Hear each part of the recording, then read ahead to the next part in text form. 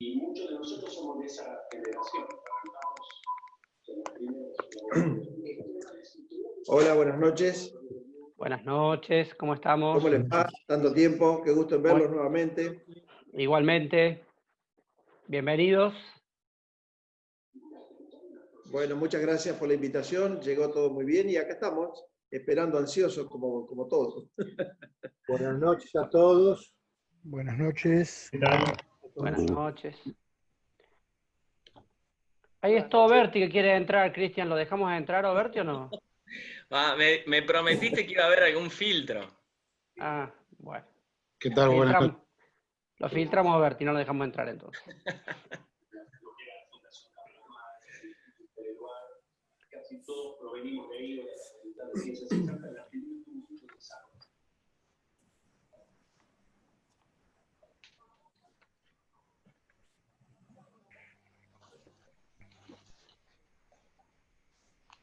Bueno, ahí deshabilité la sala de espera, así directamente van entrando. Habría que cancelar los audios, Fran. En principio está todo calladito, si no, bueno, puedo silenciar a todos. Vamos a silenciar. Listo. Ahora habilitamos a Cristian.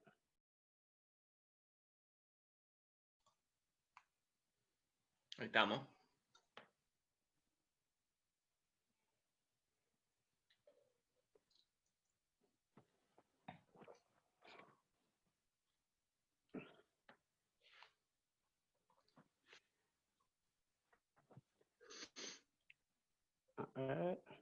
Ahí está. Ahí tenés audio Nico, tenés audio Cristian y supuestamente Bati tiene que... se puede habilitar él porque él está como coanfitrión.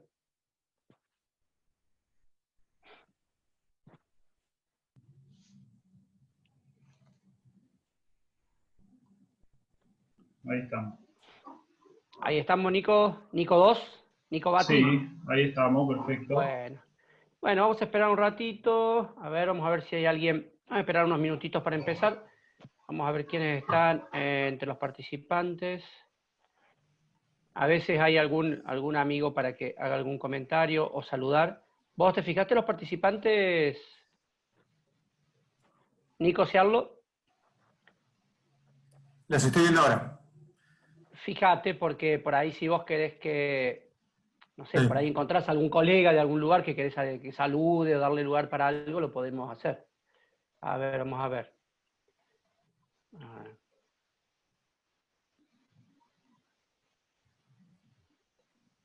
Vamos a ver quiénes están.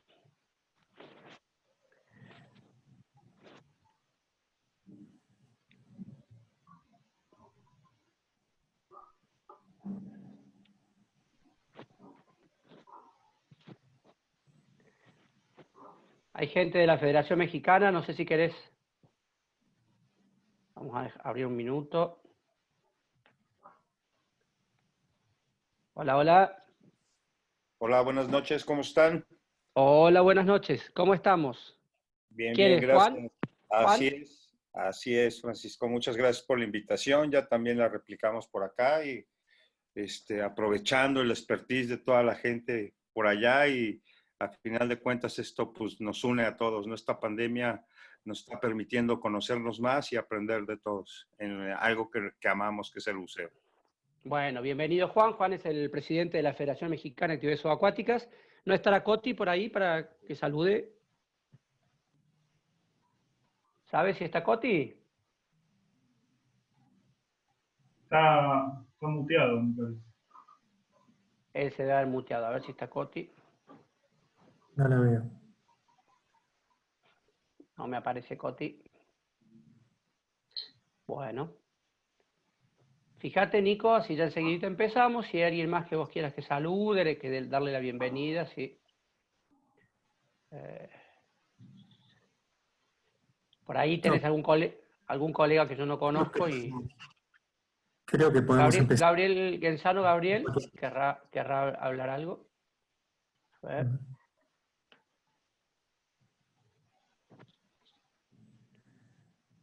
Hola, hola. Hola. Hola, Gaby, ¿cómo No, estás? Hoy voy a estar disfrutando la charla nada más, no voy a omitirlo. Bueno, pero podés saludar, Gabriel Genzano. Simplemente no. Presentate por lo menos. Agradecerle a la gente de la comisión, porque todo este ciclo de charlas lo han organizado los chicos de la comisión. Se hicieron cargo de ello y realmente, bueno, hemos tenido el miércoles pasado una charla muy linda, seguramente hoy también. Y bueno, los miércoles de agosto que faltan y los 2 primeros miércoles de septiembre vamos a terminar con este ciclo. Así que no, agradecerles a ellos que trabajaron muchísimo, nada más que eso. Bueno, estaba hablando el doctor Genzano, que es el director de la Comisión de Biología de la Federación Argentina. Así que, a ver, ya hay 100 participantes, estamos en 8 minutos. Bueno, última, vamos a dejar a ver si está, vamos a ver si está Ricardo Perdicisi, si está en el audio, para que salude. Ricardo es de la Comisión de Ecología y Medio Ambiente también. A ver si tiene audio. Ricardo. Hola, Ricardo. ¿Me escuchan a mí? ¿Cómo estás, Ricardo?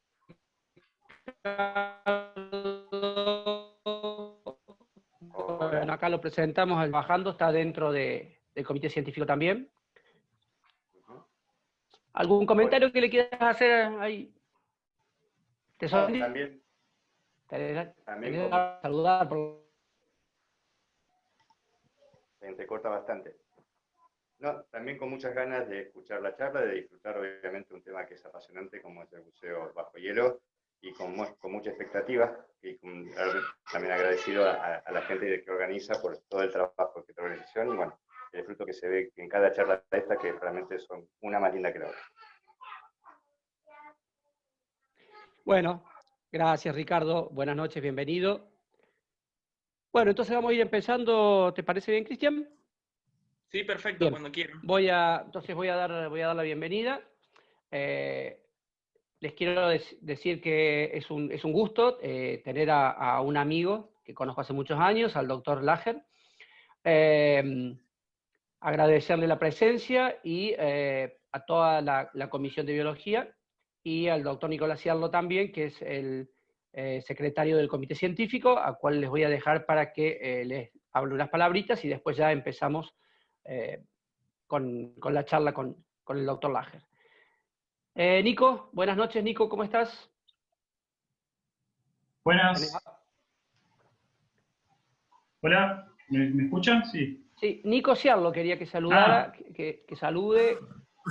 Sí, el secretario del Comité Científico. Sigue el orden de jefatura.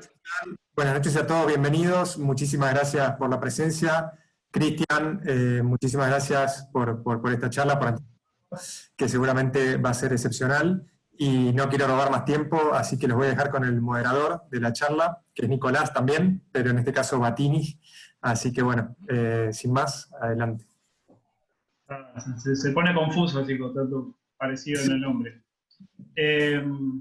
Bueno, bienvenidos a todos otra vez. Yo soy parte de las incorporaciones nuevas de la Comisión de Biología, de los 5 que nos incorporamos ahora actualmente. Varios somos biólogos, así como Cristian. Cristian, para los que no lo conocen, es biólogo marino, buzo profesional y fotógrafo submarino. Es investigador del CONICET, del Consejo Nacional de Ciencia, y trabajó gran parte de su carrera en Antártida y Patagonia. Le interesan mucho los temas de la biodiversidad, el cambio climático, las áreas marinas protegidas y la divulgación científica, y utiliza la fotografía y el video subacuático para poder analizar los patrones y los procesos ecológicos que ocurren en el fondo de los océanos. En la actualidad es explorador de National Geographic y miembro de International Scuba Diver Club y de Proyecto SUB, que es la iniciativa que les habló Gonzalo en la charla de la semana pasada. Antes que me olvide, les voy a comentar que los que quieran hacer preguntas durante la charla de Cristian, lo pueden hacer al chat. Por favor, les pido que abajo, justo arriba de donde tienen el lugar para escribir, hay una opción desplegable que es a quien le quiere mandar los mensajes, y por favor pongan que es a Nicolás, a mí. Así yo voy anotando todas sus preguntas y al final las podemos hacer más ordenadamente. Así que bueno, ahora los dejo con Cristian y espero que disfruten la charla. ¿Cómo andas, Cristian? Muchas gracias, entonces. Todo tuyo. Gracias a los dos Nico, gracias a Francisco, bueno, a todo el Comité Científico de la FAS por esta invitación. Mi idea es hacer una presentación. Lejos está mi intención que esto sea un estilo de charla congreso, sino más bien que la hagamos bastante dinámicas y que le demos bastante tiempo también a la parte de preguntas. Creo que es interesante, es un tema súper interesante como para debatirlo. Entonces, mi idea es un poco desestructurar, acostumbrado, digamos, a la charla en la parte académica, y hacerlo un poco más dinámico, que tenga ida y vuelta. Así que estaría bueno que a medida que se le vayan ocurriendo algunas preguntas, se la vayan escribiendo a Nico, así en algún momento de la charla hacemos un parate y hacemos ese ida y vuelta. Mi idea entonces es contarle mi experiencia como buzo científico en Antártida, en esta ocasión, y sobre todo mis experiencias a través de participar en varios programas de investigación sobre el cambio climático. Mi ingreso a carrera de investigador en CONICET está muy ligado a lo que es el estudio del continente antártico como un ecosistema polar bajo múltiples estresores. A lo largo de la charla yo voy a ir desarrollando varios tópicos y van a ver ustedes cómo en la naturaleza nada es tan lineal, nada es tan sencillo. De hecho es todo lo contrario, y muchas de las consecuencias del cambio climático se corresponden con varios factores que están muy interrelacionados. Es decir, nosotros como investigadores, como biólogos, estudiamos el cambio climático y sus implicancias y respuestas del ecosistema polar.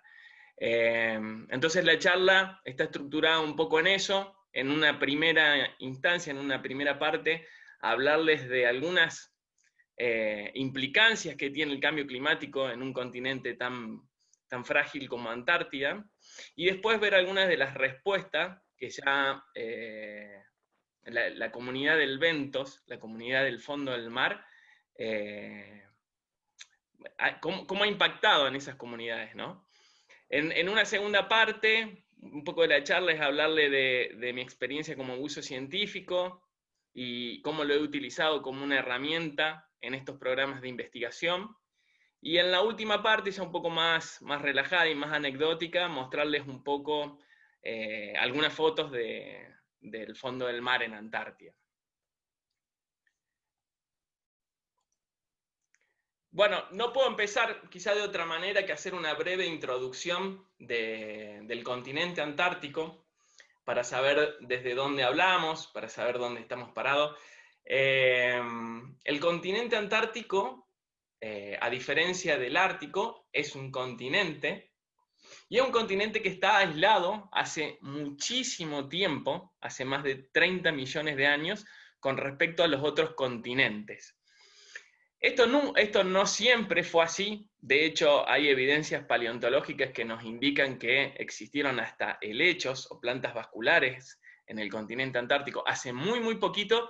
De hecho, se descubrió la primera rana fósil de 40 millones de años en Antártida, con lo cual el último continente que faltaba que estén habitados por anfibios era Antártida, y ya hay registros fósiles que lo evidencian. Esto quiere decir que en algún momento existieron animales de sangre fría, es decir que el clima actual que tiene Antártida no siempre fue así, pero sí es así hace muchísimos años, y eso se debe a la deriva continental, ¿no? Como a medida que el continente antártico se fue separando del resto de los continentes, se fue aislando espacialmente. Fíjense en la figura de la derecha, digamos, de la filmina, es una imagen tridimensional del continente antártico, cómo está no solo alejado de las otras masas de aire por más de 1100 kilómetros. La masa de tierra más cercana a Antártida es Sudamérica, y lo separan más de 1000 kilómetros, sino como esa separación también la han ocupado masas de agua, no solo muy profundas, la plataforma antártica es una de las más profundas del planeta, sino que también una de las más frías. Entonces eso ha hecho que hoy Antártida presenta la corriente circumpolar antártica y el frente polar, que son una de las barreras biogeográficas más impenetrables que tiene el planeta. Esas barreras biogeográficas actúan como límites naturales de las especies, lo que ha hecho que en Antártida hoy haya especies altamente especializadas y geográficamente restringidas. ¿Qué significa eso? Que Antártida tiene una de las tasas de endemismo más grandes del planeta. Eso quiere decir que viven especies que solo habitan en ese continente. Entonces, lo que yo les decía es, a ver,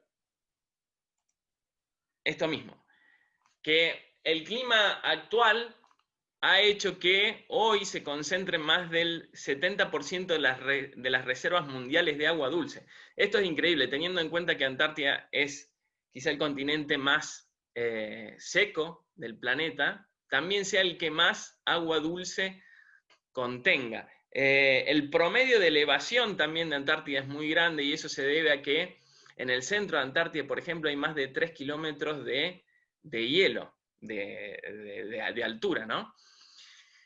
Eso implicó que se pongan en marcha un montón de programas internacionales para la protección de este continente tan único, ¿sí? Y allá en 1960 se firma el Tratado Antártico, que es uno de los primeros pasos que da la humanidad para declarar el continente como reserva natural, destinada exclusivamente a la paz y a la ciencia.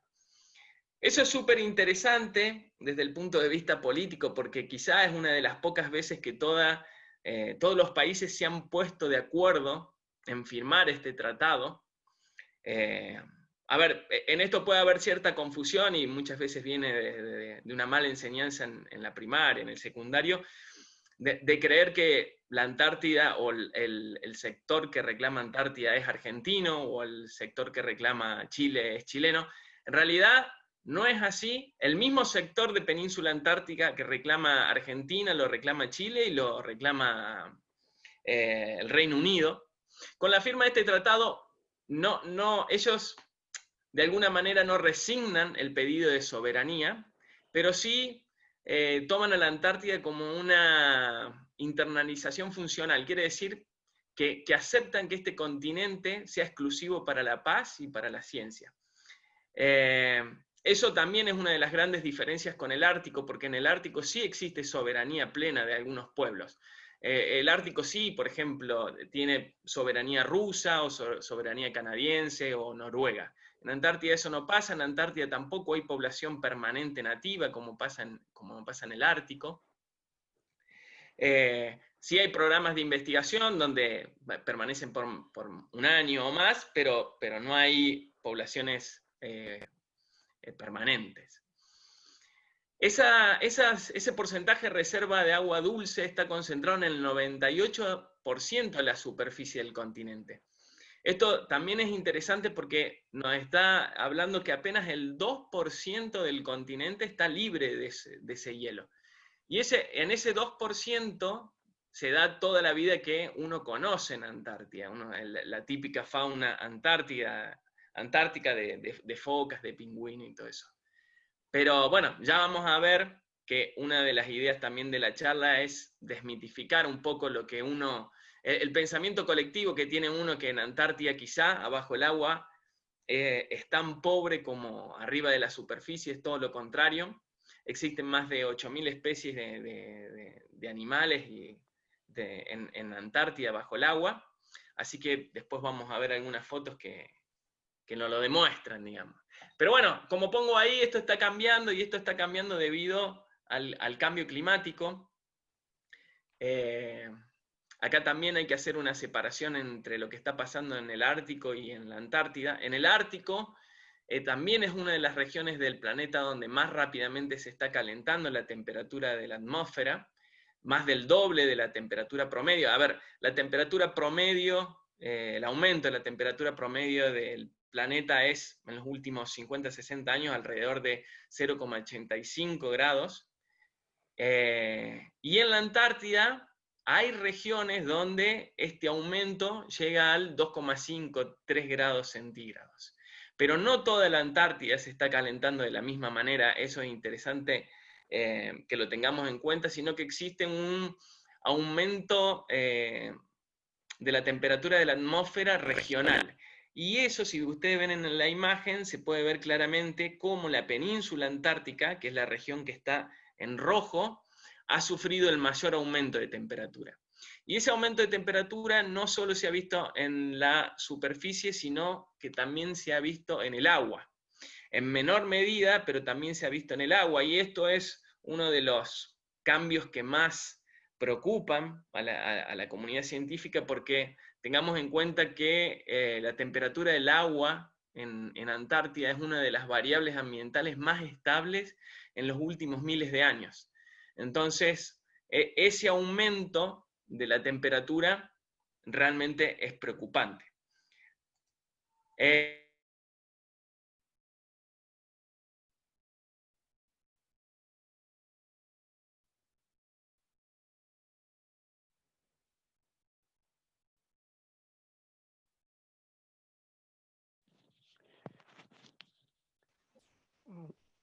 No se escucha, ¿no? Sí, se colgó Cristian. Se colgó Cristian. Puede ser que se le haya caído el internet.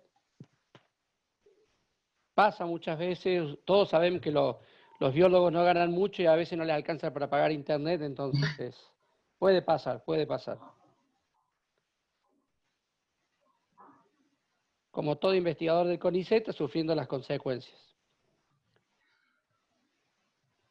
Ya va a volver. Oh, encima siempre quedás con esas caras, ¿viste? Bueno, no pasa nada. También puede ser el mismo frío antártico que lo dejó así congelado. Esperemos que vuelva. Vamos a esperar. ¿Ahí se desconectó él o lo sacaste vos? No, se le ha caído la conexión, se le ha caído la conexión. Bueno, vamos a esperar un ratito a ver si... Seguramente ya volverá. A ver. Recién.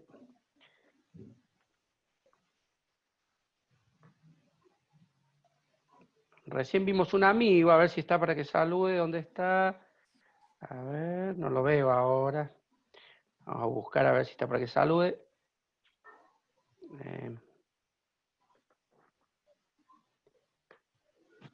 Edgardo Oberti, ¿estás por ahí? Oberti. Edgardo Oberti es un biólogo de la Universidad Nacional de Córdoba, un amigo también de Cristian. Hola Edgardo, ¿cómo estás? ¿Qué tal? ¿Cómo va todo? Bien, querido. Acá acompañando a tu ex pupilo. Pupilo tuyo también, no sé que lo hicimos entre los dos un poquito, ¿viste? Yo no me hago cargo, Sí, haces bien. Excelente. ¿Cómo estás por Córdoba? Bueno, yo también estoy en Córdoba. ¿Cómo estamos por Córdoba con la investigación? Y acá estamos sobreviviendo, digamos que dando clases vía internet. Nos hemos tenido que acostumbrar a una serie de cosas, a dar clase, a tomar examen. Tenemos un gran problema con todo lo que son materias de laboratorio. Así que ahí yo particularmente estoy en microbiología y bueno, hay chicos que no han podido pisar el laboratorio, lo cual es un gran problema. Pero se va a ir resolviendo todo, calculo. Así que veremos cómo anda todo. Bueno, Edgardo, bienvenido. Muchísimas gracias por estar presente, por hacernos el aguante desde Córdoba. Desde Córdoba, así que bueno, un abrazo, amigo. ¿Cómo ha crecido el nene, no? Sí, ya nos hizo abuelo. Maestro, recorriendo todo el mundo. Ya nos hizo abuelo. National Geographic. Sí. Bueno, Edgar, un abrazo, querido amigo. Seguimos en contacto acá en Córdoba. Un abrazo grande. Gracias, bienvenido, gracias por participar. A ver, ¿qué le pasó? Yo sabía que salía y volvía tarde, pero no que se escapaba así, de esta manera. Ya lo vamos a ubicar. Nico, ¿querés llamarlo? A ver qué le pasó. Sí, ahí lo llamo. Llámalo por teléfono, a ver si... Por ahí se le cortó la luz, se quedó sin internet. Y seguramente porque... Puede pasar. A ver si hay alguien más. Ahí va.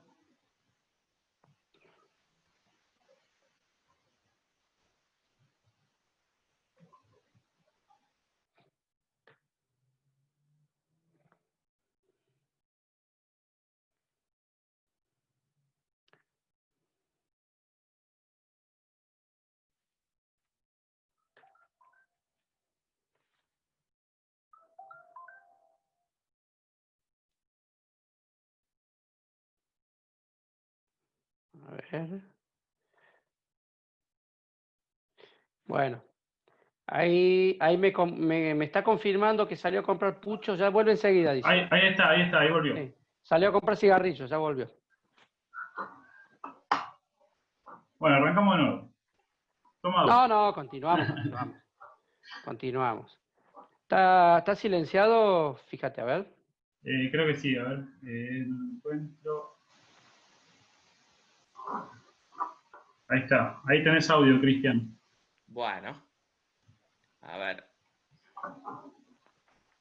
No nos deje con la intriga. ¿Mandaron a buscar criollito? Quería sembrar un poco de misterio con el cambio climático. Sí, la verdad que quedaste congelado ahí. No sé qué pasó. Son cosas que pasan cuando uno vive en Mendiolaza, ¿viste? ¿Estás por Mendiolaza ahora? Sí. Bueno, estábamos por acá. Seguimos entonces. Le decía que... Ahí está. Se prende el tele, se apaga la internet. Bueno, una casa fantasma. La seguimos entonces. Les decía que la forma en que nosotros medimos la temperatura es a través de la instalación de unos sensores que son JOBO, que se llaman los JOBOs, que los dejamos instalados por un año para que nos vayan midiendo la temperatura del agua a 10 y 20 metros de profundidad bueno, nosotros los teníamos seteado cada 2 horas, pero eso se puede ir seteando en base a lo que uno considere. Lo interesante de esto es que tenés una medición bien puntual y real de la temperatura del agua. Lo que es interesante también es elegir el punto donde uno instala estos sensores, porque en Antártida no es sencillo. No es sencillo por una cuestión de que incluso a 10 metros es bastante evidente el impacto del hielo en el fondo del mar.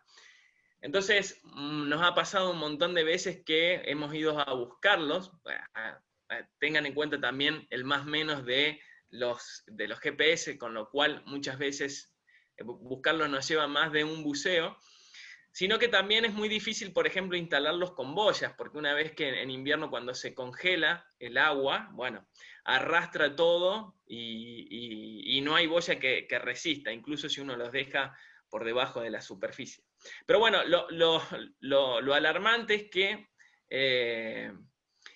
la medición de esas temperaturas nos han dado que ya en algunos lugares de Antártida se han registrado temperaturas superiores a 2,5 grados centígrados sostenidas. O sea, hay esa temperatura por más de 20 días, 25 días. ¿Qué es esto? Esto es alarmante, ¿por qué? Porque esas temperaturas se esperaban para el año 2100. Es decir, los modelos matemáticos a nosotros nos decían que temperaturas de 2,5 grados sostenidas en el agua del mar, recién ahí vamos a tener para el año 2100. Bueno, no, en algunos lugares de Antártida eso ya está pasando. Y el problema de eso es que nos obliga a recalcular un montón de experimentos fisiológicos o reproductivos o de acuarios que los científicos hacen en Antártida, porque cuando uno imagina o replica ciertos escenarios con respecto a lo que uno espera para el 2100, pero ya lo está viendo ahora, bueno, obliga indudablemente a recalcular sus experimentos, sus conclusiones, sus hipótesis o lo que sea. Ese aumento de la temperatura de la superficie y del agua de mar ha hecho que Antártida sufra muchísimo en lo que tiene que ver con la criósfera, con la parte de hielo congelada en superficie. Es muy común que todo el tiempo lleguen noticias de desprendimiento de bloques de hielo muy grandes. De hecho, esa foto que ustedes ven a la izquierda es del desprendimiento de un bloque de hielo que lo llamaron A68, que es bastante famoso porque era tan grande que lo siguen satelitalmente. Ahora, las últimas mediciones lo hacían cerca de las Orcadas, bueno, también había pasado por la Shetland y todo eso, se estaba dirigiendo como para el norte. Esos bloques de hielo lo que hacen es que también provocan una mayor inestabilidad en los glaciares, porque muchas veces esos bloques de hielo son los que los sostienen. Y en el último censo que se hizo de los glaciares en la península antártica, demostró que más del 90% de los glaciares muestreados están actualmente en retroceso. Cada uno de esos puntitos que ustedes ven ahí eran parte de los muestreos que realizaron y arrojaron un resultado súper alarmante también, esto que les estoy diciendo. Más del 90% de los glaciares muestreados están en retroceso. Muchas veces esto tiene que ver con la dinámica natural de un glaciar, ¿no? No es simplemente, como lo que hablábamos al principio, debido a un solo factor, sino que muchas veces eso tiene que ver también, por ejemplo, con, no sé, disminuciones también de las sequías en décadas previas, tiene que ver con el calentamiento de las masas medias de agua.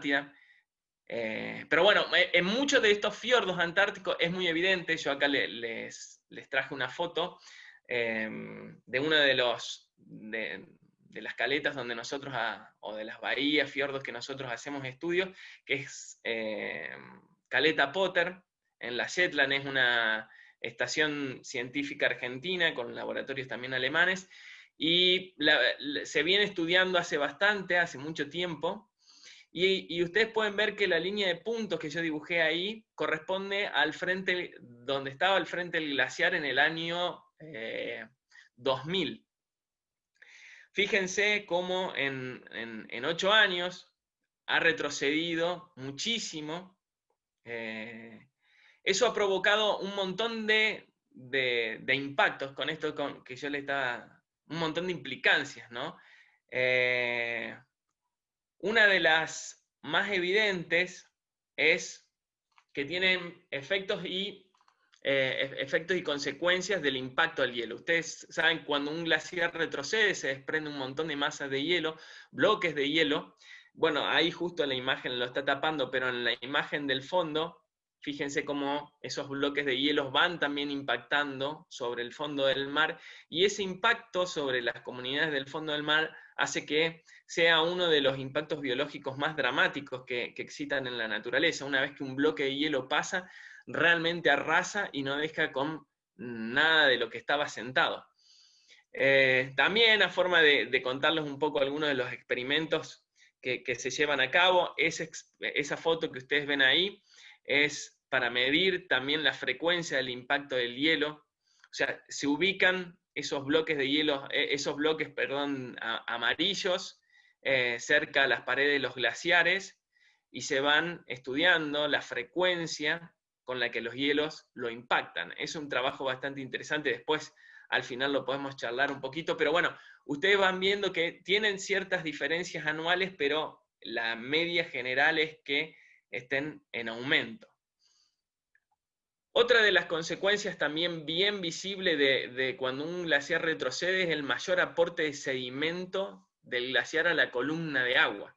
Un glaciar, cuando retrocede, aporta mucha cantidad de partículas en suspensión. Fíjense en la imagen de arriba, pueden ver cómo los chorrillos que se desprenden también de los glaciares aportan muchísimo barro, para decirlo así, entre comillas. Fíjense que en la imagen del fondo se ve como ese backcutter, que esa nieve que va cayendo, y hay muchos de los organismos que viven en el fondo del mar que se alimentan a través de filtros, son animales filtradores, por ejemplo, como las esponjas, como las ascidias. Esto tiene un gran impacto en muchos de esos organismos porque al tener que filtrar el agua con mayor carga de sedimento, implica un mayor gasto de energía.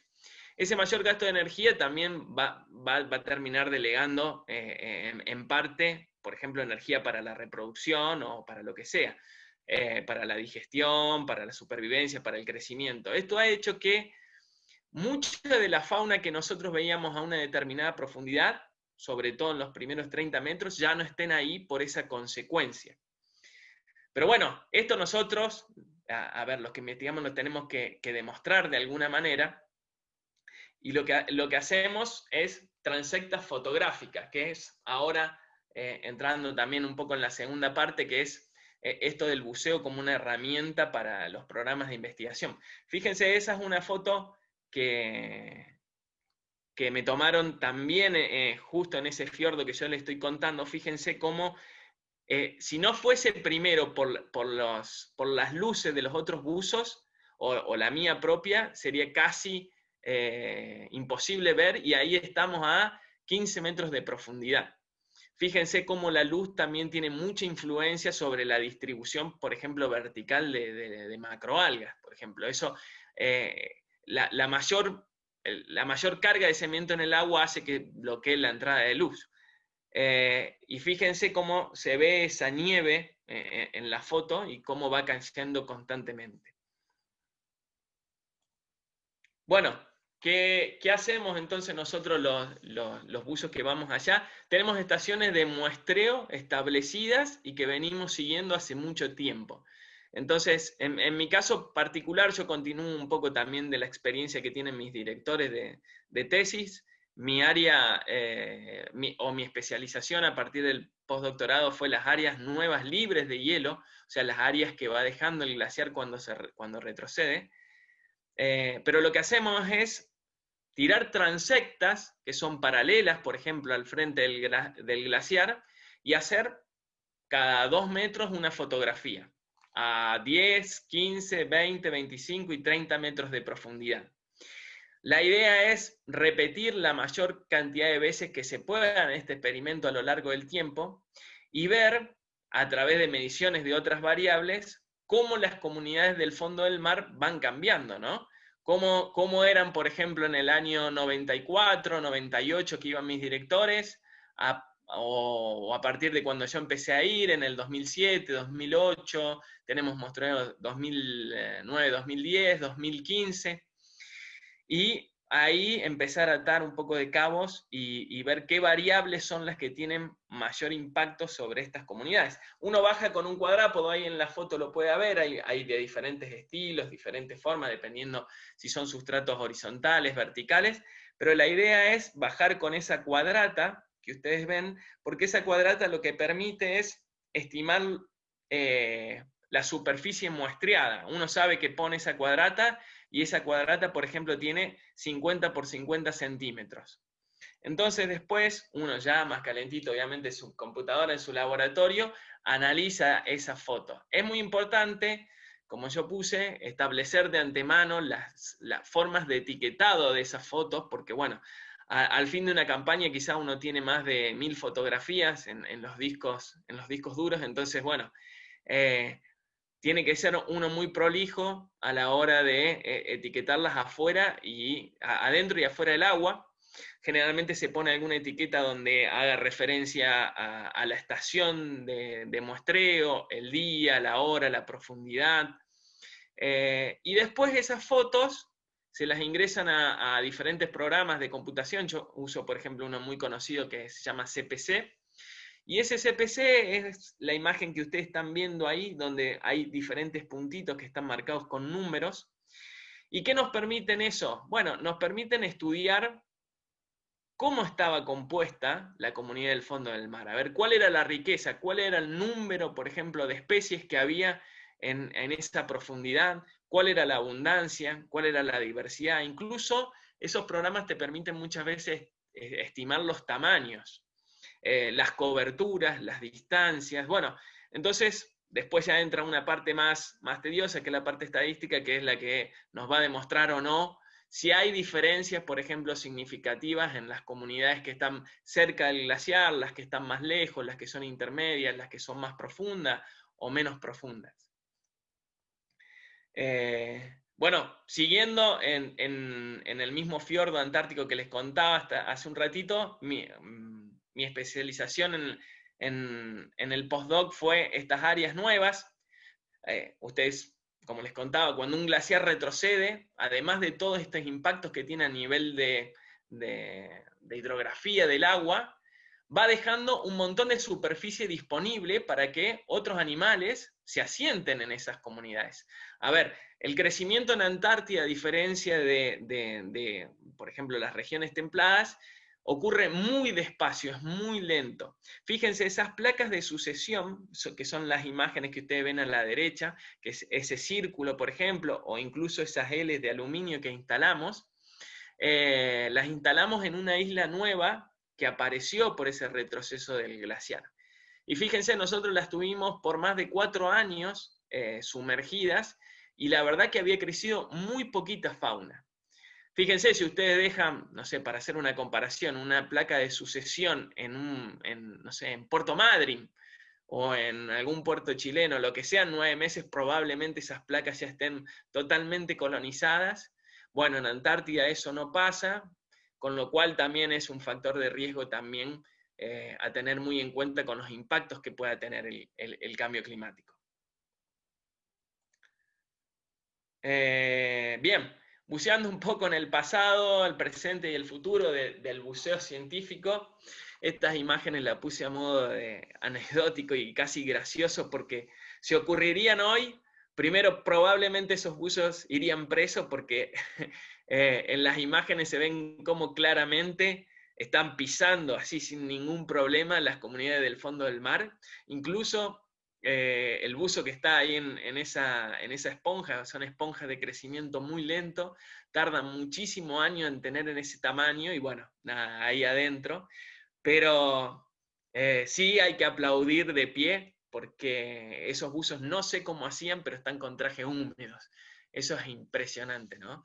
El buceo en Antártida, como científico, empezó a desarrollarse plenamente a partir de 1960, 1970, pero bueno, incluso hay registros de buceos previos, las imágenes son increíbles, allá por el principio del siglo, en 1900, cuando iban los buzos, y eran no con tareas científicas, sino, por ejemplo, hacían algún acompañamiento a algún submarino o algún barco para arreglar las hélices, arreglar el casco de un barco, o bueno, despejar algún bloque de hielo.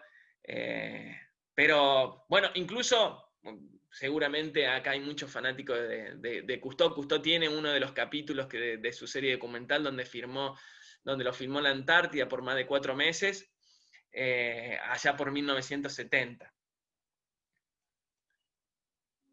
Como intermedio, como presente, yo le puedo contar mi experiencia, o mi última experiencia con el equipo de Pristine Sea de National Geographic, como lo más pro que me ha tocado, en el sentido de que ya van a ver algunas fotos, me han tocado campañas de todo. Lo más pro en el sentido, por ejemplo, de protección térmica. Los buceos que hacíamos en la expedición con National Geographic eran con equipos que estaban calefaccionados, es decir, abajo del traje seco, ahí lo pueden ver en el buzo de la izquierda, la válvula tiene 2 salidas, una de las salidas está conectada a una batería que calefacciona un chaleco térmico, e incluso abajo de los guantes secos, esos guantes secos están calefaccionados, tienen como un guante de lana que está calefaccionado. Eso es muy muy bueno. Incluso si pueden ver, en una de las muñecas tiene la computadora y en la otra tiene la regulación de la intensidad de ese calentamiento. Eso es increíble. Me pasó solo esa vez, después nunca más, siempre me ha tocado cagarme de frío. Hace poco descubrí también unos guantes secos que tienen todas las costuras como vulcanizadas. Esos son muy buenos porque realmente no te entra agua y uno sale del buceo con la mano seca. Pero bueno, a ver, incluso así, después de 45 minutos de estar abajo el agua, se hace muy difícil. No solo por lo que tiene que ver con el buceo, sino después muchas veces los sitios de muestreos nos quedan bastante lejos, entonces bueno, el ir y el venir es toda una sensación de frío, digamos. Fíjense en la foto también de la derecha, cómo ese pequeño bloque, porque realmente es chico, también muchas veces quedan como atascados en el fondo del mar y van impactando sobre la piedra y van erosionando todo lo que se cruza en el camino, ¿no?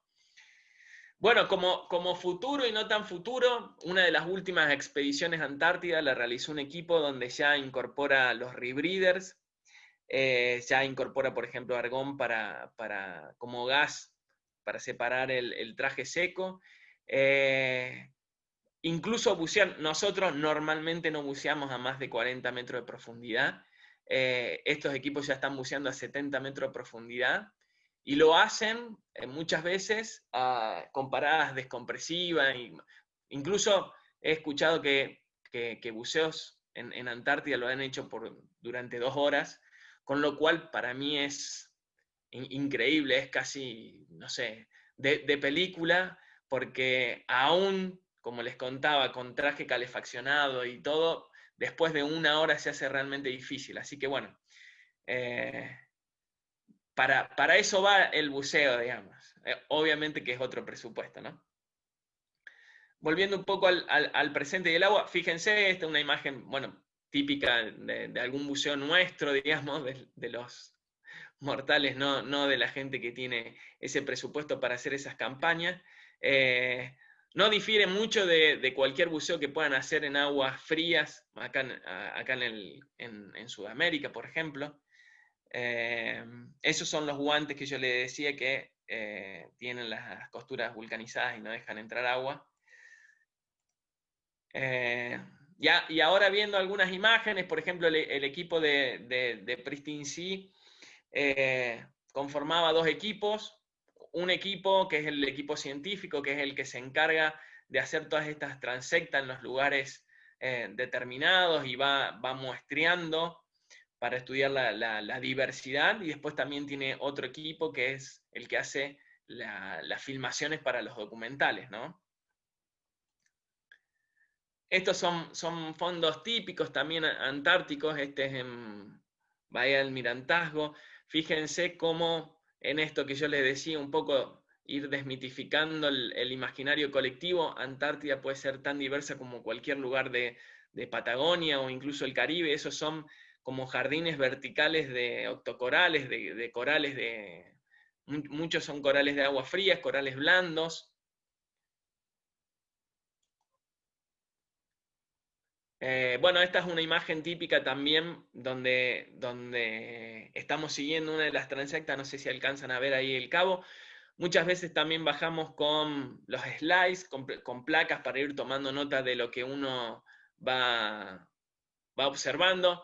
Nuevamente, uno trata de ser, la máxima complicación que tiene un buceo allá obviamente es la temperatura del agua, entonces uno trata de optimizar todo, a diferencia de cualquier programa marino que pueda desarrollarse en el Caribe, donde uno tiene todo el tiempo del mundo para hacer anotaciones, dibujos.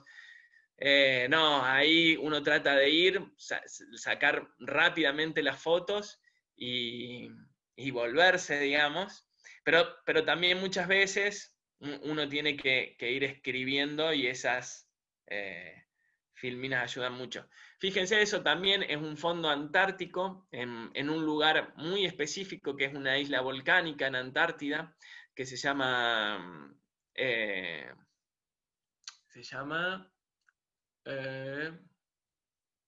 bueno, se me olvidó. Ya me va a venir el nombre. Fíjense la cantidad, esa es una fotografía que no debe tener más de 50 por 50 centímetros, y fíjense la cantidad de erizos que hay, la cantidad de ofiuras, que son esas estrellas de patas largas, otros bivalvos que se llaman latérnulas. Bueno, este volcán que yo les contaba es bastante conocido, bastante típico, porque ahí funcionaba una factoría de ballenas a principios de siglo. Antártida también fue un lugar de mucha pesca y de caza de ballenas, además de pingüinos, de lobos y todo eso. Entonces estas factorías funcionaron por mucho tiempo. Era casi inaccesible. Tener esos puntos, digamos, de caza de ballena realmente los beneficiaba muchísimo, porque no solo era muy poblada por estos cetáceos, sino que realmente digamos, instalarse en una factoría de esas en el sur no era para todos. Entonces, bueno, hicieron mucha diferencia. Obviamente después se prohibió eso, pero me ha tocado estar buceando en esos lugares y ver, por ejemplo, huesos de ballenas, las vértebras, como ven ahí ustedes. Esas vértebras obviamente ya no les ha quedado nada, y hoy están colonizadas por estas ofiuras o erizos. Isla Decepción, ahí está, eso es, el volcán Isla Decepción. Eso es, bueno, parte también de la última campaña con el equipo de Pristine Sea. En Antártida obviamente hay peces, no hay cardúmenes, como sí podría haber en otras latitudes más templadas, pero sí los peces tienen un metabolismo muy, muy lento, incluso tienen anticoagulantes en la sangre. Esa es una ventaja para nosotros, los que hacemos un poco de fotografía, porque nos da la chance de acercarse mucho, y que realmente el pez tiene que sentirse muy amenazado como para moverse por cualquier gasto de energía ahí. Realmente después lo terminan pagando, digamos. Ese es un pez dragón. Bueno, esto es un poco un macro, también otra fotografía de las que yo le mostraba anteriormente. Esto también es esta fotografía de Jordi Chias, un fotógrafo español que nos acompañó ahí en la expedición. Esto es en Bahía Paraíso, en Brown, donde también Argentina tiene una de sus bases. Esta es una foto más profunda, esto debe tener 45 metros. Fíjense, esas esponjas ya están obviamente a una profundidad que no tienen, digamos, alcance los bloques de hielo en principio que hay en esa bahía, y fíjense el tamaño que adquieren, y fíjense, si ustedes prestan atención, incluso al lado de esas esponjas, la cantidad de organismos que hay. Es súper diverso, es súper rico toda la fauna que hay ahí. Bueno, esta también es una fotografía que no debe tener más de 50 por 50 centímetros, y fíjense cómo ustedes pueden ver también estrellas, lo que es amarillo son las esponjas, ven pepinos de mar, bueno, bacterias, briozoos, también incluso anémonas. Es bastante común ver anémonas, y muchas veces los organismos en Antártida, no solo yo hablo de estos endemismos que son muy altos, que son fauna exclusiva del continente antártico, sino que tienen gigantismo. Muchos de estos animales tienen tamaños que son bastante atípicos, digamos, encontrarlos en otros lugares. Bueno, y esto un poco en referencia también a lo que hablaba al principio, que es un poco lo que pasa arriba de la superficie del continente antártico y un poco abajo. Y por eso la importancia de cuidar muchas veces lo que no se ve.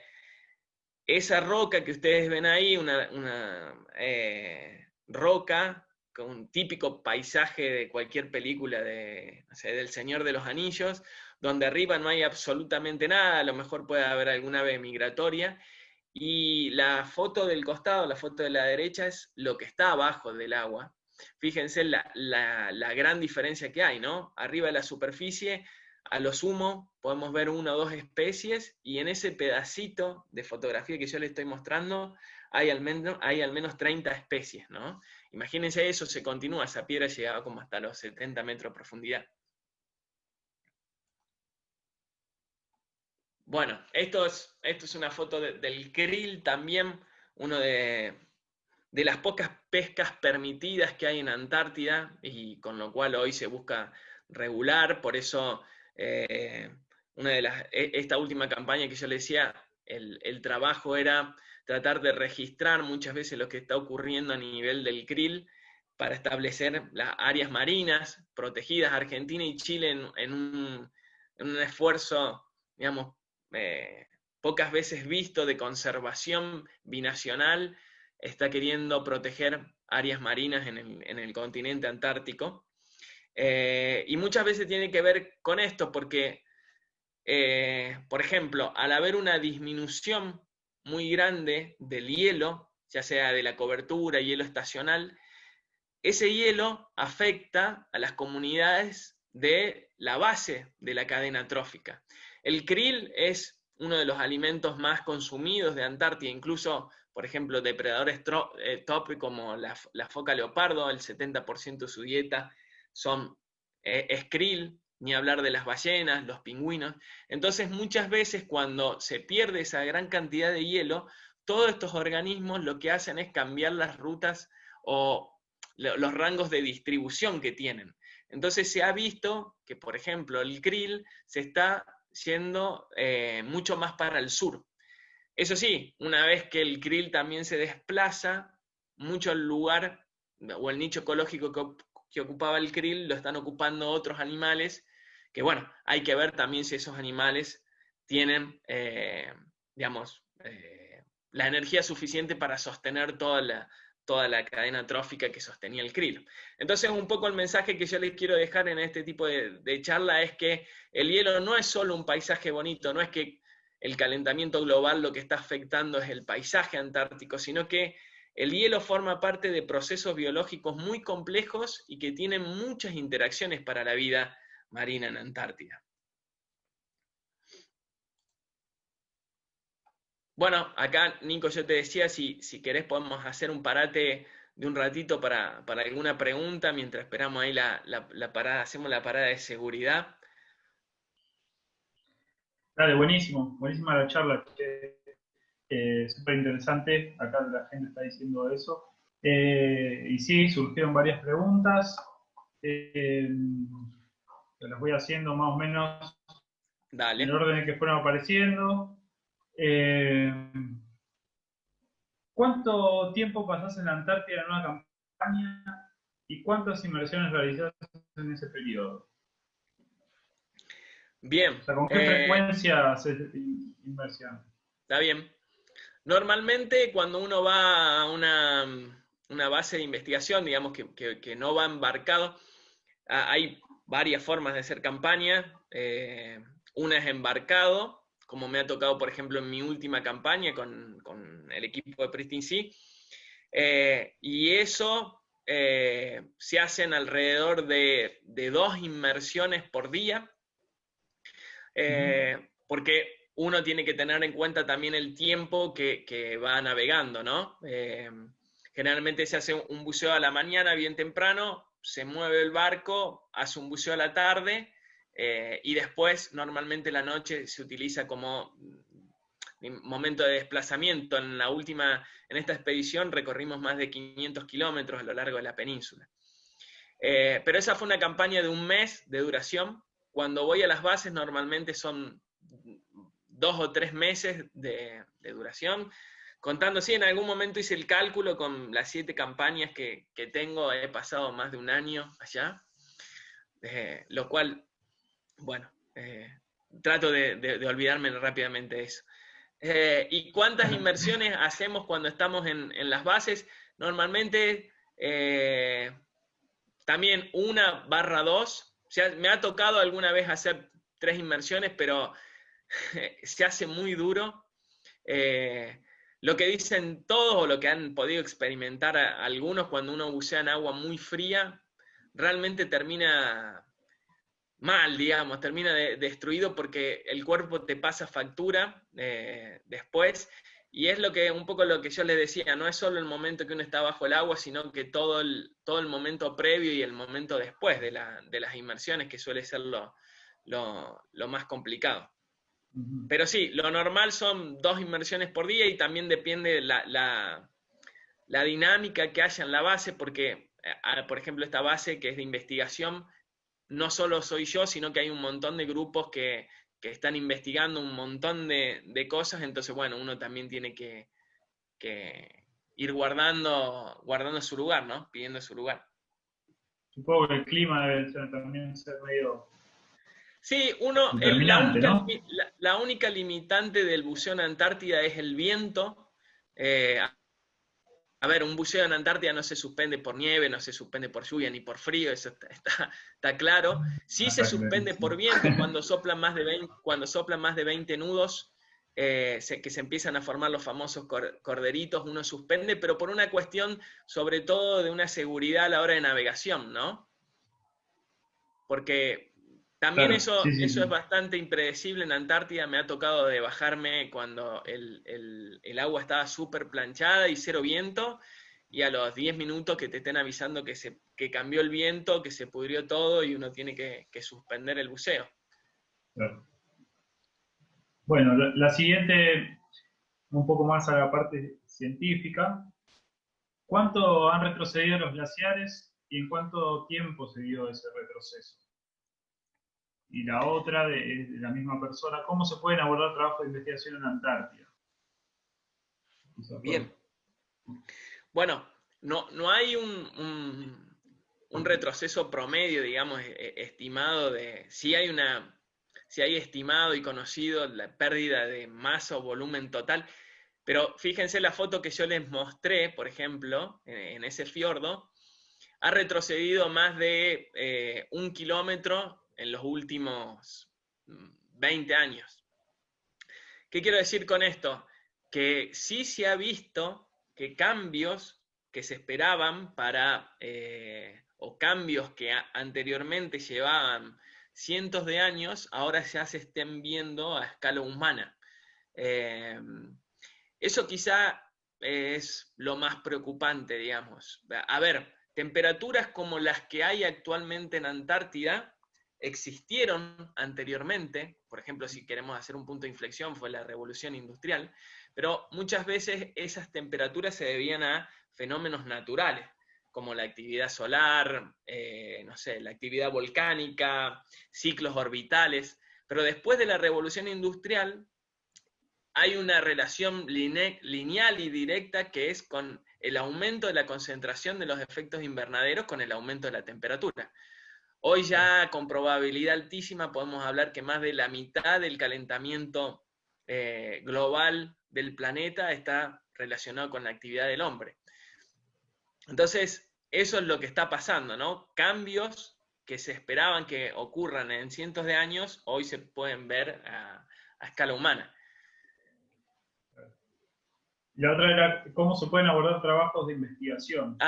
Bien, bueno, acá el instituto que rige todo lo que es la investigación en Antártida es el Instituto Antártico Argentino, la Dirección Nacional del Antártico. Eso lo pueden googlear, lo pueden buscar en las páginas y ahí están todos los programas o los proyectos de investigación que se van desarrollando. Y bueno, uno también puede ir, no necesariamente a hacer investigación, y esto podemos hablar también del turismo en Antártida. El turismo en la Antártida ha crecido muchísimo en el último tiempo. Antes, viajar al continente antártico como turista estaba reservado solo para gente de mucha plata, probablemente también gente que ya había recorrido todo el mundo y solo le quedaba ahí en la checklist Antártida. Hoy un poco eso está cambiando, sigue siendo extremadamente caro viajar, pero también hay otras formas, ¿no? Uno puede viajar en velero, ya incluso se organizan expediciones donde uno solo está en el continente antártico durante 4 días, lo llevan a uno, viajan, esto hay que hacer una separación muy grande, cuando uno viaja en barco, tarda en hacer esos 1100 kilómetros que separa el continente de 2 días, 3 días, cuando viaja en avión son 4 horas, 5 horas. Hay organizaciones o empresas que ya viajan, te llevan a la Antártida, te dejan arriba de un glaciar, te hacen vivir realmente un campamento antártico con carpas, y después te traen, o sea, que son expediciones de 4 días. Así que bueno, el que está interesado puede empezar a ver qué opciones puede. Bueno, la siguiente es sobre el gigantismo que vos mencionaste, mostraste algunas fotos, y preguntan sobre la dinámica molecular y metabólica, que si es tan lenta, ¿por qué sea el gigantismo? ¿No? Es como... Bueno, lo que pasa es que muchas veces también estos organismos son muy longevos. Entonces, es como las esponjas que yo les mostraba ahí. Adquieren esos tamaños, pero también esos tamaños le han llevado cientos de años. Eso tiene que ver con... Esa es la respuesta, digamos. Claro. Probablemente en los climas templados los ciclos reproductivos, los ciclos de vida son mucho más cortos. Claro. Los programas de monitoreo del impacto del cambio climático intentan cubrir a todas las especies o algunas en particular. ¿Esos cambios han impactado en forma diferencial sobre la biodiversidad del continente? Y, o sea, creo que se refiere a la parte terrestre, digamos. ¿Cuáles son las especies más afectadas hoy en día? Bueno, eso da para largo esa pregunta. Sería imposible, digamos, como pasa en cualquier parte del planeta, abarcar todas las especies. Muchas veces se utilizan especies bandera, especies testigos. Muchas veces tienen que ver con la abundancia que tengan estas especies en el continente porque son las más fáciles de sacar, de colectar o de seguir en el tiempo. Y después, ¿cuál era la otra? Si esos cambios han impactado de forma diferencial sobre la biodiversidad del continente.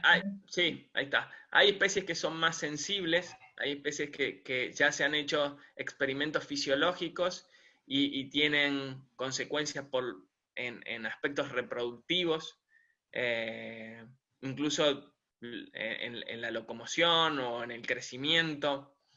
Pero es una cuestión también de que realmente se sabe bastante poco del continente antártico, o digamos, si bien hay muchos países que están haciendo programas de investigación, también abarcar todas las especies o hacer experimentos, es bastante complicado también continuarlos en el tiempo. Yo les mostraba esas placas de sucesión, a nosotros nos costó muchísimo seguirlas en el tiempo porque, bueno, nada, hay que ir todos los años para allá, hay que hacer toda una logística, hay que alistarse en los programas, no es fácil, digamos.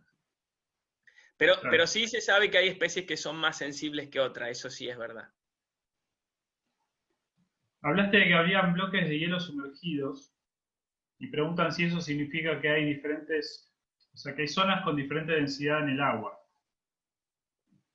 No, quizá me expresé mal. No, bloques de hielo sumergidos no, sino que parte de los bloques de hielo, obviamente, la mayor parte, de hecho, del bloque de hielo está sumergido. Y eso sí, esos bloques de hielo sumergidos son los que tienen el impacto en las comunidades del fondo del mar. Eso es lo que quise decir, digamos. Bien. Y ahora te junto varias en una, pues están medio relacionadas. ¿En qué época del año se hacen esas campañas? Si tienen comunicación con superficie, los buceos, y si la cara queda en parte al menos descubierta, y si se siente frío. Sí, bueno, ahí ven en la foto un buceo en Antártida. Yo particularmente o personalmente he usado las full face, pero me resultan muy incómodas, sobre todo a la hora de vaciar la máscara. Pero eso tiene que ver también con el trabajo en particular que yo voy a hacer, que son fotografías del fondo del mar y generalmente sustrato horizontal. Y si te entra agua en la full face, bueno, es más complicado hacer el vaciamiento de la máscara. Pero es simplemente por eso, a ver, con una máscara común te tiras al agua y al minuto ya no sentís más nada. Es tan fría que bueno, nada, uno pierde esa sensibilidad.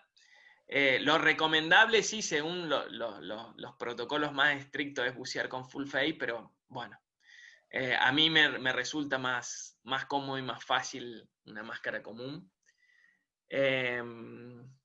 Y después, la primera parte. La primera parte era sobre la comunicación si tienen comunicación con superficie. No, la comunicación con superficie no son con equipos de full face, con conexión a superficie, sino por ahí muchas veces lo que sí nos tiene conectados es un cabo de vida. Ese cabo de vida muchas veces sirve para tener comunicación, obviamente, con el bote. A ver, no solo para saber que está todo bien con el buzo que está haciendo la inmersión, sino muchas veces lo que pasa es que desde el bote nos avisan que hay que suspender la inmersión. Eso que yo les contaba, muchas veces gira el viento y se empesta arriba, y con un par de tirones el que está en el buzo de seguridad avisa que que hay que regresar. Otra de las cosas es, bueno, ustedes lo deben saber, está la famosa foca leopardo en Antártida, que es el depredador top, es como el análogo al oso polar en el Ártico. No está permitido, digamos, el buceo con la foca leopardo, si no es exclusivamente para estudiarla. Si bien creo que tiene una fama infundada, digamos, porque ahora ya están los trabajos, por ejemplo, de Paul Nichols o de muchos fotógrafos y filmadores que han viajado a Antártida y han casi convivido con la foca leopardo y han estado rodeado de un montón de ellas y nunca ha pasado nada.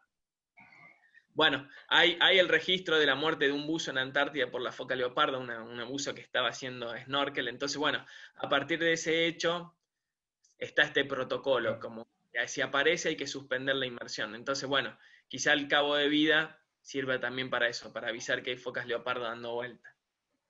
Claro. Y la otra era la época del año que se hacen estas campañas. La época del año, bueno, normalmente, por ejemplo, para hacer las fotografías, lo mejor es ir como en precampaña, que se le dice, que es en septiembre, octubre, noviembre, porque es cuando más frío hace y cuanto menos desprendimiento de hielo tenés. Entonces esos desprendimientos de hielo, bueno, primero por una cuestión de seguridad, ahora después seguimos, yo les voy a mostrar algunas fotos donde realmente hacemos buceo muy pegaditos a la pared glaciar, sino que también el agua es más cristalina, más transparente, porque no tenés tanta carga de sedimento. Y creo que es la última. ¿Alguna vez trabajaste en un grupo interdisciplinar con geólogos? No, sí he compartido campaña con geólogos, pero lo más probable es que los geólogos tengan una... No he visto geólogos buzos, digamos. Sí he visto geólogos que se dedican más a la parte de lo que tenga que ver con el retroceso del glaciar incluso, pero siempre arriba en superficie. O que estén buscando, no sé, algún registro de algo. Sí he compartido también muchas veces campaña con paleontólogos, pero bueno, nada, todo en superficie, digamos. Está bien. Ahí entró justito una. Si querés hacemos un par más y ya seguimos con la charla. ¿Han sufrido me parece que surgió a partir de lo que contaste de las paredes glaciares, si han sufrido algún accidente o incidente en la inmersión por el hielo? No, la verdad, pero creo que fue una cuestión de suerte nada más. Ahora voy a mostrar alguna foto. Esto que yo les contaba, ¿no? Muchas veces uno subestima incluso el alcance que tiene un desprendimiento del hielo. Son muy, muy conocidas, muy famosas las imágenes cuando se desprende, por ejemplo, el Perito Moreno, cuando se desprende la cantidad de bloques de hielo que van desperdigando, pueden alcanzar muchísimos metros de distancia. Y eso sí, por ahí me ha pasado, o buceando en esta isla que yo les mostraba, cuando también se desprende un bloque grande de hielo, genera unas olas que son bastante grandes. Entonces, bueno, por ahí me ha pasado eso como, no sé, lo más, ni siquiera peligroso, lo más atípico, digamos, o estar buceando también cercano a la pared glaciar y sentir los desprendimientos, e incluso sentir la corriente abajo del agua del impacto, ¿no? Del hielo. Pero sí, uno tiene que ser muy cuidadoso y hay protocolos incluso para acercarse a las paredes de los glaciares.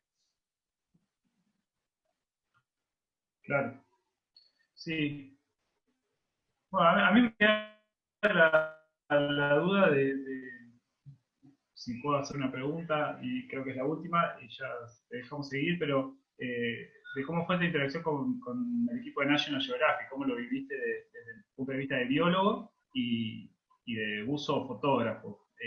Si nos puedes contar en 2 palabras, o en una oración cortita, Sí. ¿qué te llamó la atención o cuáles fueron tus vivencias, digamos? Bueno, a ver, yo desde el 2017 soy como explorador de National Geographic. No había tenido la experiencia de participar de una campaña, por ejemplo, con un equipo tan prestigioso como Pristine Sea. Pristine Sea, para el que no lo conozca, es un proyecto, un programa de investigación y divulgación de áreas marinas protegidas. Es súper eficiente ese programa. Han tenido más de 30 campañas y han logrado proteger más de 24 lugares o áreas protegidas en el mundo. Obviamente que tienen todo el apoyo de National Geographic y es un poco lo que yo les hablaba de los presupuestos. Ahora vamos a ver alguna imagen que me ha tocado de todo. Compartir campañas con ellos, digamos, uno termina asombrado, primero por el presupuesto que manejan, que realmente es casi ilimitado, no solo con los equipos de filmación, con los equipos de fotografía, sino, no sé, hacen la misma campaña embarcado, ahora vamos a ver el Fuente Alba, contratan los mejores cocineros, las mejores comidas, nada. No hay ningún problema, tienen repuesto de absolutamente todo. El material que generan es realmente para enamorar. Yo creo que lo que ellos hacen, y por eso tienen tanta eficacia a la hora de proteger, es el material de divulgación que realizan. O sea, muchas veces a nosotros como investigadores, como científicos, nos cuesta llegar a la gente porque, digamos, lo hacemos a través de artículos científicos o lo que sea, pero ellos van directamente a tener reuniones con los presidentes, con embajadores, con secretarios, y van y lo que le muestran en un video de 5 minutos de duración, donde le muestran las mejores imágenes de Antártida y todo el impacto que está generando eso, y eso es lo que termina convenciendo, ¿no? Uno muchas veces después tiene que, nada, como científico, de explicar un montón de eso, de los gráficos y de todo eso, que no llega a la gente. Bueno, ellos con este programa sí lo hacen y lo hacen muy bien. Pero también después descubrir un grupo de trabajo súper humilde, uno quizás, era mi miedo también, o era como una expectativa de decir, bueno, ¿con qué me voy a encontrar? Estar ahí con los mejores, bueno, nada que ver, súper predispuesto, súper brindado a enseñar, a mostrarte cómo lo hacen. Ver un documental también un poco eso, ¿no? Ver el detrás de escena de un documental ha sido como muy interesante. Claro. Sí, me llamaba la atención, o quería escuchar un poco de esa parte de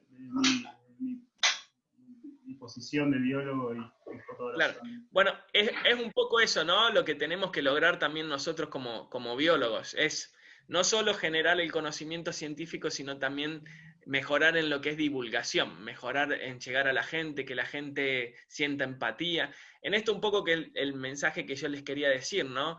Entender que no es solo hielo lo que se pierde, sino que ya están demostrados incluso, aún sabiendo que hay un montón que se desconoce, los impactos que el cambio climático tiene sobre el fondo del mar. Y ahora solo, porque esto llevaría mucho tiempo, yo les estoy hablando de efectos puntuales a nivel de especie o a nivel de comunidades en Antártida. Pero ya se conocen un montón de impactos del aumento de la temperatura que tienen impacto indirecto en otras partes del mundo, ¿no? Con esto de la cinta transportadora del calor, del secuestro de carbono, hay muchísimo como para hablar, digamos, que tienen impacto a nivel global.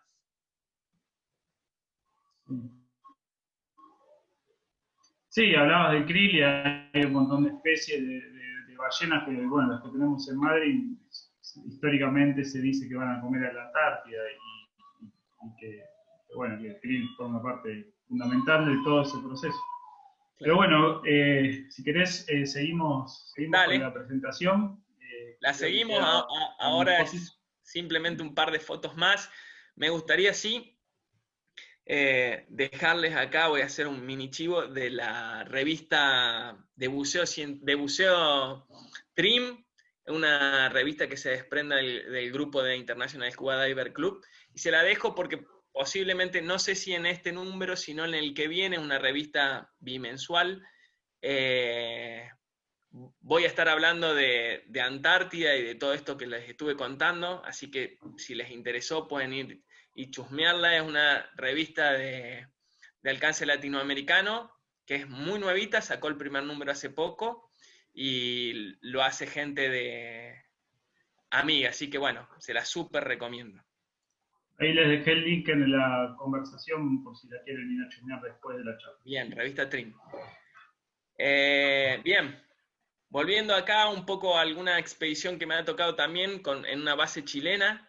Esa base es la que se ve ahí en el fondo, que tiene la estructura naranja, es una base que se llama Xelcho, es una base científica chilena, y ahí particularmente estábamos viendo cómo el impacto o el efecto del impacto del hielo afecta de manera diferencial dependiendo del grado de inclinación de una pared. Por ejemplo, ahí me estaba tirando a bucear y la pared que había enfrente era bien vertical, que el impacto del hielo es totalmente diferente a si la pared es horizontal. Bueno, eso también hay que como demostrarlo científicamente, y eso es lo que estábamos haciendo ahí. Fíjense, la base es muy, muy bonita, es muy chiquita. No éramos más de 14 personas en esa campaña. Está instalada así, casi en el medio de las pingüineras. Estas son bases, para que ustedes se den una idea, que se fundaron en 1970, eran una de las expediciones y estaban a cargo de los militares. No fue el mejor lugar para ponerlo a la hora de pensar en logística de buceo y de navegación. Fíjense, el bote está ahí arriba, era bastante complicada la salida del bote por la altura que yo les estoy comentando. Bueno, esto, como me ha tocado la expedición con Pristine Sea, también me ha tocado campañas muy sencillas, donde no es para nada diferente a lo que pueda hacer alguna operación de buceo en Cerro Pelado, por ejemplo. Ahí con un junior, con un compresor, cargando los botellones. Por ahí hay que tener un poco más de cuidado a la hora de ver la humedad del ambiente, a la hora de cargar los botellones y todo eso, pero nada, es eso. Como yo les contaba, por más que nieve, haga mucho frío, no hay diferencia, sino que hay que estar atento simplemente al viento.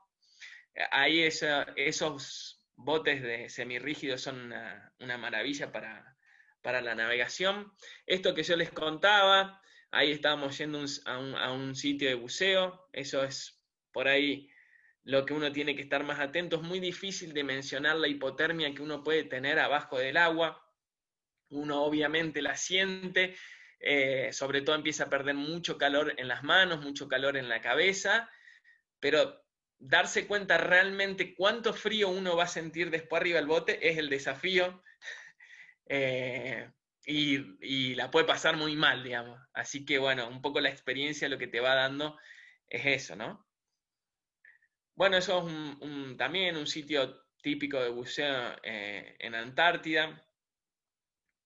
A ver, con lo que tiene que ver con los equipos, por ahí lo más común que a uno le pase es que la segunda etapa entre en flujo continuo porque se ha congelado el regulador. Eso es como lo más común o típico que he visto ahí como algún problema con los equipos. Bueno, ahí estamos buceando también. Hay que tener mucho cuidado también cuando uno bucea cerca de estos bloques de hielo, porque sobre todo en un día soleado empieza a derretirse y cambia muy rápido la configuración o la estructura y el volumen de los bloques de hielo y se dan vuelta. Entonces, bueno, uno tiene que estar como muy atento a eso. Esta es la campaña que yo les decía, con Pristine Sea, es un barco chileno, Marinero Fuente Alba, súper nuevo y muy cómodo a la hora de bucear. Fíjense, ahí tenían como una no sé, compuerta se llama, no sé, ahí en popa, ahí al costado del barco, donde hacía súper fácil la maniobra de buceo, porque uno llevaba todos sus equipos ahí abajo y se subía al gomón, y el gomón te llevaba al sitio de buceo. También fíjense que al costado tenían esa estructura para bajar los semirrígidos muy rápido. Tenían ahí el helipuerto y bueno, la popa también ahí cerrada. Fíjense, esa era como la mini estación de buceo, el pañón de buceo. Llevaron una cámara hiperbárica para una persona y un acompañante, y ahí tenían también las cascadas para cargar los tanques. Ahí buceábamos con Nitrox, por una cuestión de que no hacíamos buceo profundo y hacíamos quizás sí 2 buceos todos los días. Bueno, esto es algo también que hicimos como parte del programa de investigación de profundidad. En esa campaña se tiraron cámaras profundas, las drop cam que se les llaman. Esas cámaras fueron desarrolladas por el laboratorio de National Geographic, son cámaras que incluso han estado en las fosas marianas a más de 10.000 metros de profundidad. En Antártida las tiramos hasta 700 metros, creo, de profundidad, para registrar la fauna del fondo del mar. Eso es muy interesante, digamos, se le ponen cebos a esas cámaras tienen una duración, sobre todo que está relacionado con la duración de las baterías de las luces. Tienen luces, se le ponen como cebos, y después, por ejemplo, de 2 horas, se quema el cable que las tenía atado al peso con las que se le tiran, y esas cámaras salen a superficie y tienen un GPS con las cuales después se la ubica satelitalmente. Bueno, esas son algunas de las imágenes que fueron registrando esas cámaras. También son formas bastante raras, no son comunes de ver, pero no sé qué se imaginaban ustedes antes por ahí de la charla de lo que pueda llegar a ser el fondo del mar en Antártida a 1000 metros de profundidad, pero bueno, es seguramente más diverso de lo que uno se imaginaba, o al menos de lo que yo me imaginaba. Esto es un poco lo que yo les hablaba anteriormente. Uno está bastante cerca de las paredes de los glaciares cuando hace esos muestreos, entonces que la mejor época para ir es antes del verano pleno, digamos. Los grupos de buceo van cambiando, incluso dependiendo del jefe de buzo. Me ha tocado en alguna campaña algún que otro jefe de buzo que me haga hacer incluso paradas de seguridad de 3 minutos, lo cual son bastante discutibles y con lo cual las he discutido bastante, porque estar 3 minutos después de estar buceando 40 minutos a 10 metros de profundidad, es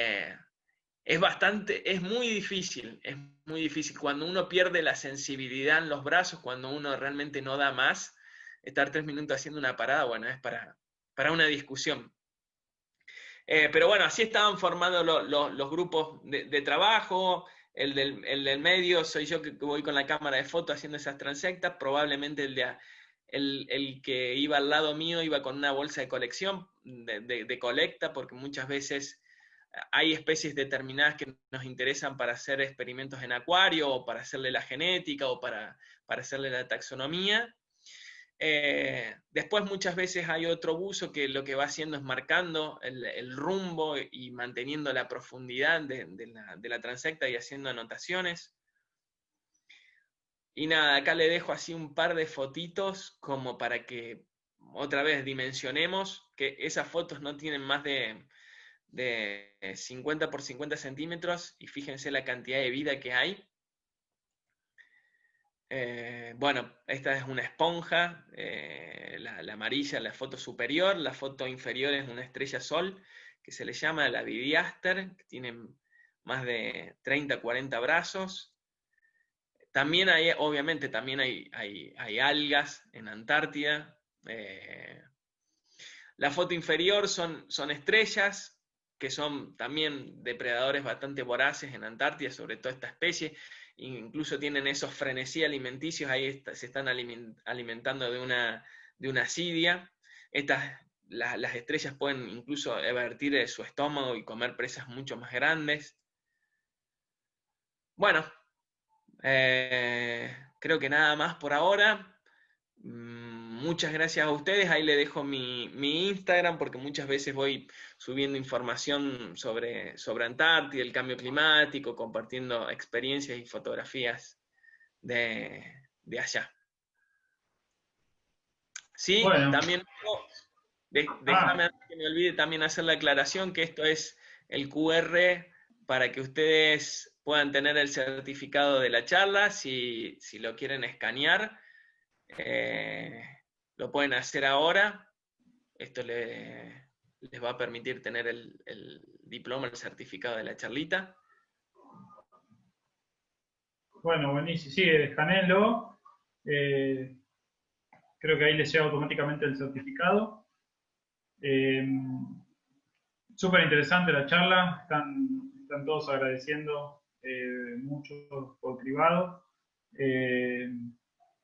Nada, eso. Nada más que agradecimiento para vos, Cristian, que te tomaste el tiempo y para contarnos todo esto y para mostrarnos sobre todo las fotos.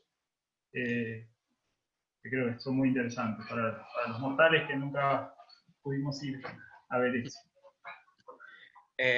También aprovechamos, Nico, y auspiciamos un poco la charlita del miércoles, que viene. Súper imperdible.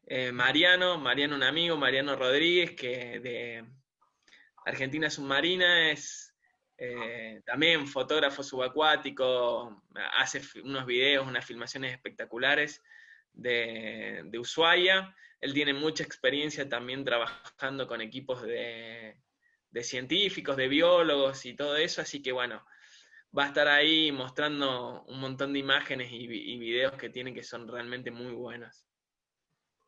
Sí, y creo que contando la historia de él y de su grupo de Beagle Secretos del Mar, que por ahí lo conocen, donde empezó, que la verdad que ha hecho historia en su interacción con muchos científicos, y desde el lado de la biología por lo menos se lo aprecia un montón por toda la motivación y las imágenes que fue generando para nosotros, digamos.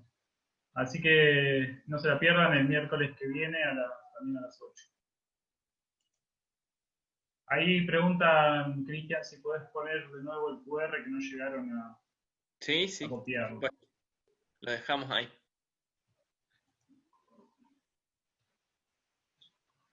A ver, espérame que estoy leyendo algunos mensajes más. Repetí el Instagram, por favor, que hay algunos que no lo llegaron a copiar. Si querés, lo paso por acá. Bien, dale, porfi. A ver. Lager Cristian, pero Lager con doble G. Ahí hay muchas fotos también de las que les estuve mostrando.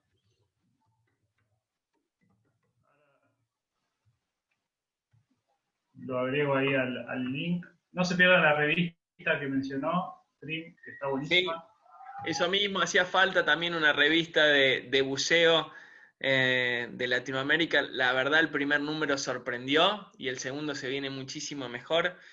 Es súper dinámica, está muy buena. Los chicos de International Scuba Diver Club se han pasado, digamos.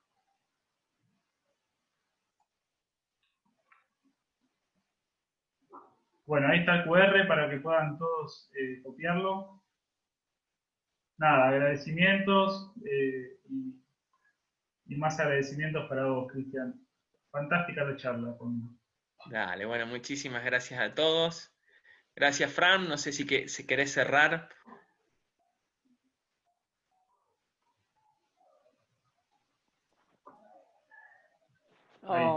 Bueno, Cristian, agradecerte a vos, a los dos Nicos que están ahí, el equipo ahí del comité científico y de la Comisión de Biología, Y bueno, y a todos los presentes, hubo más de 130 personas hoy, así que me parece que ha sido más que interesante la convocatoria que planteaste.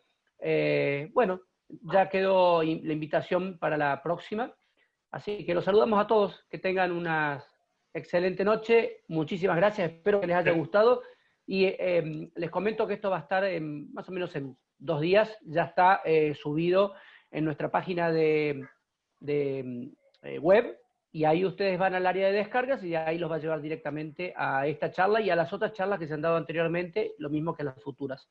Así que bueno, bienvenidos para la próxima charla de la semana próxima. Pero un saludo cordial para... Sí. Un segundo, Frank, que Nico quería decir algo también. Perfecto. Nico. Sí, antes, para cerrar, o bueno, como anticipo del cierre, y mientras también para darles un poco más de tiempo, así pueden escanear el código y nadie se queda sin su certificado, que de todos modos, si no logran hacerlo, como en el caso de la charla anterior, me pueden escribir directamente al mail del comité y resolvemos ese asunto. Pero bueno, en realidad quería agradecerte, Cristian, porque la verdad que la charla estuvo estupenda, me encantó.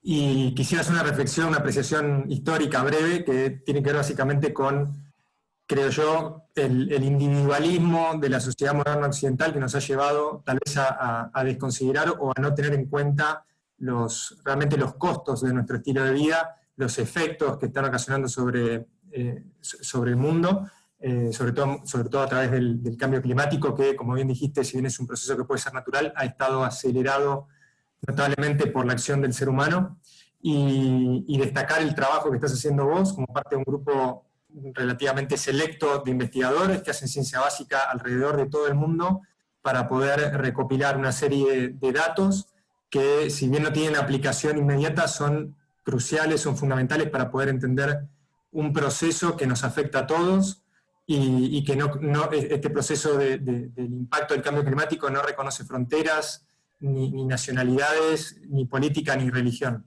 Y creo en ese sentido que el trabajo que vos y colegas de otras disciplinas están realizando es sumamente importante para poder primero reconocer y dar a conocer este impacto y las consecuencias de nuestras propias acciones y establecer las medidas más indicadas para poder, no sé si revertir lo que está sucediendo, pero por lo menos tratar de ralentizarlo lo más posible. Así que gracias por el trabajo que estás haciendo. Nico, ¿podrías repetir el mail de comité científico para que la gente lo pueda anotar? ¿O lo ponés en el chat? O directamente, si no, decinos cómo es.